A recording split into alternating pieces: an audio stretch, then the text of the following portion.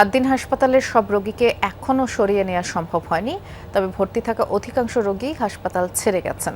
আবার এরই মাঝে অনেকে চিকিৎসা নিতে আসছেন। রোগীর স্বজন ও সেবা প্রার্থীরা বলছেন ৬ নবজাতক মৃত্যুর ঘটনায় দায়ীদের অবশ্যই শাস্তির আওতায় আনতে হবে, তবে হাসপাতাল বন্ধের বিরোধিতা করেন তারা।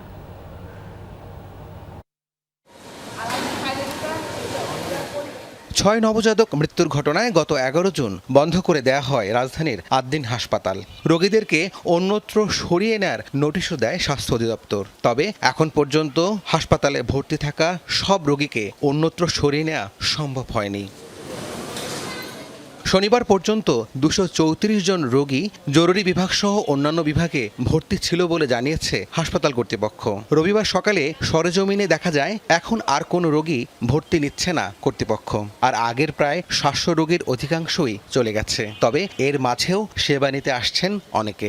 আমি বাচ্চা ভর্তি করে রাখছি, এখন কোনো ডাক্তার চিকিৎসা করতে আসতেছে না। এখন না আসতেছে, আমিও কান্না, আমার ওয়াইফও কান্না, আমার একটা মাত্র ছেলে। আমার ওয়াইফের চিকিৎসা করাইতে পারছি, কিন্তু সরকার বন্ধ করে দিয়েছে, যার কারণে আমার বাচ্চা ট্রিটমেন্ট এখানে ওরা দিতে পারেনি। 5টা বাচ্চা নাইনাত করে এইখানে উঠছে, ওরা অন্য যাইতে চাইতেছে না। এখন এই রিপোর্ট আমি কোথায় নিয়ে দেখাবো? আরেক ডাক্তারের কাছে গেলে আবার যদি সে কোলোনোস্কোপি দেয়, আমি তো মানুষ, আমি কি এক কোলোনোস্কোপি বারবার করব? রোগীর স্বজন ও সেবা প্রার্থীরা বলছেন নবজাতক মৃত্যুর ঘটনার সুষ্ঠু তদন্ত ও দোষীদের শাস্তি প্রয়োজন। তবে হাসপাতাল বন্ধের বিরোধিতা করেন তারা। আমাদের বাচ্চারা এখানে জন্মগ্রহণ করছে, আমাদের বাচ্চারা কি সুস্থ হয় না? আমাদের বাচ্চারাতে যে দিব্যি সুস্থ আছে। কোনো হসপিটাল এই আদ্দিন কেন, সারা বাংলাদেশের কোনো হসপিটালই যাবে না যে সেই হসপিটাল যে একটা শিশু মারা যাক, তার সেটা সেবার সার্ভিস, এইটা কোনো সমাধান না। আজকে অনুমতি দেয় না আমার ডাক্তারে এই রিপোর্টটা দেখার জন্য।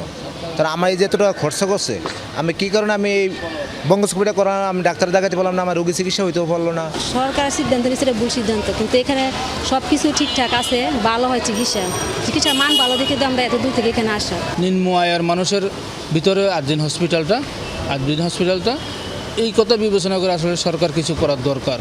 এদিকে প্যাথোলজির লাইসেন্স বাতিলের ভিত্তিতে পুরো হাসপাতাল বন্ধের যৌক্তিকতা নিয়ে প্রশ্ন তুলেছে হাসপাতাল কর্তৃপক্ষ।